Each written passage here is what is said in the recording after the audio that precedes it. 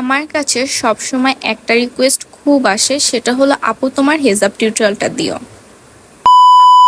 So আজকে তোমাদের জন্য একটা সুন্দর এলিগেন্ট হেজাব টিউটোরিয়াল নিয়ে চলে আসছে। সো কথা না বাড়িয়ে let's get started the video.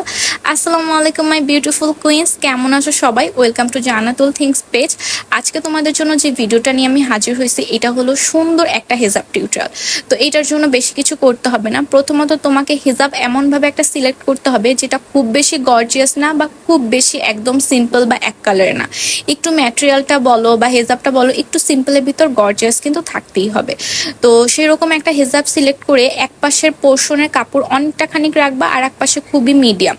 তো তারপরে আমরা কোণ বানিয়ে নিব হেজাবের, আর তারপরে সুন্দর করে পিন করে নিব হেজাবটা একদম সেট করার জন্য।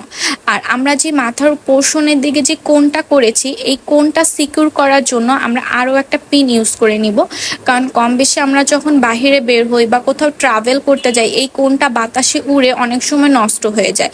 তো এইটার দিকে খেয়াল রেখে আমাদের এই কোণে একটা ছোট পিন আপ করে নিতে হবে। তো তোমাদের বাসা কম বেশি সবারই ছোট পিন থাকে, সেই পিন দিয়ে সুন্দর করে সিকিউর করে নিবা একদম সেট করে নেওয়ার জন্য, যাতে করে এটা কখনোই নষ্ট না হয়।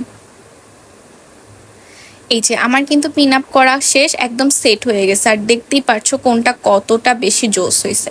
তো তারপরে আমি চলে আসলাম একদমই যেই শর্ট পোর্শন আছে ওই শর্ট পোর্শনটা সুন্দর করে একটু মানে কোন সাইডটা যে সাইডটা আমি নিয়েছি ওই সাইডটা সুন্দর করে একটু মুড়িয়ে নিয়ে হলো যে দুই পাশ থেকে দুইটা পিন আপ করে নিব সেট করার জন্য।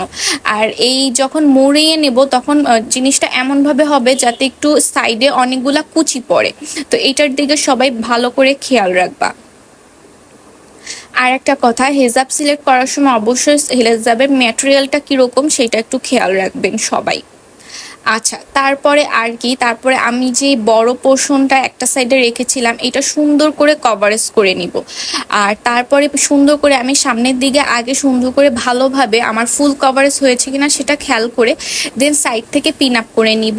যে বড় পোর্শনটা আমি উপরের দিকে দিয়েছি, পিন আপ করে নেওয়ার পরে আমার পিছনে অনেকটা খানি কাপড় আছে, এইটা আমি সুন্দর করে উঠিয়ে একটা পার্ট করে নিব।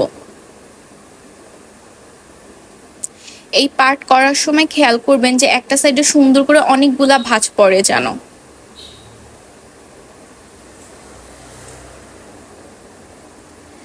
দেন এইটার মানে যে হিজাব আপনি ইউজ করবেন বা যেটা পরবেন সেইটার মানে সেই হিজাবের কালার মিল রেখে, অথবা ধরেন আপনার হিজাবের কালারে মিল রেখে পিন না পেলে অবশ্যই ব্ল্যাক বা হোয়াইট কালারের পিনগুলো ইউজ করার জন্য বেস্ট। তো সবাই এটা ট্রাই করবেন বাসায় রাখার জন্য।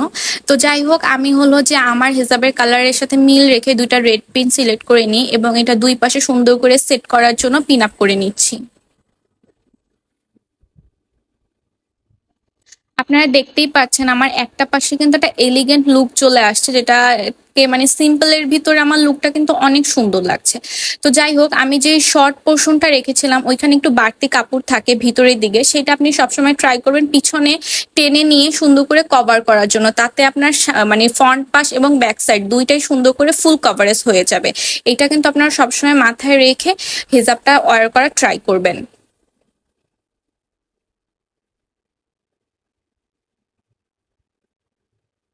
আচ্ছা, এরপরে আমি হলো যেটা করেছিলাম, পিছনের পোর্শনের যে এক্সট্রা কাপড়টা আছে ওইটার সাথে মানে অ্যাডজাস্ট করে আমার সামনের পোর্শনের কাপড়টাও পিন করে নিয়েছি, যাতে করে পিছনের পোর্শনটা ফুল কভারেজ থাকে এবং সেট থাকে আর সামনের পোর্শনটাও সেট থাকে। দেন হিজাবের লুকটা আরেকটু সুন্দর করার জন্য আমি ফ্রন্ট পাশে একটা সুন্দর করে পিন নিয়ে নিচ্ছি। এই পিনটা আপনারা কুইন্স পেজে অ্যাভেলেবেল পেয়ে যাবেন। পিনগুলো কিন্তু অনেক রিজনেবল এবং অনেক সুন্দর। তো যাদের যাদের লাগবে কুইন্স পেজে ইনবক্স করে দিবেন। তো আজকের হিজাব টিউটোরিয়াল আমার একদমই কমপ্লিট এবং আপনারা এই এলিগেন্ট লুকটা দেখতেই পাচ্ছেন যে কতটা সুন্দর লাগছে। তো আজকের ভিডিওটা এই পর্যন্তই। সবাই ভালো থাকবেন, সুস্থ থাকবেন, আমার জন্য দোয়া করবেন। নেক্সট ভিডিওতে সবার সাথে খুব তাড়াতাড়ি দেখা হয়ে যাবে। আর কোনো বিষয়ে কোনো টিউটোরিয়াল লাগলে অবশ্যই কমেন্ট করে জানাবেন। সবার জন্য দোয়া রইল। আল্লাহ হাফিজ।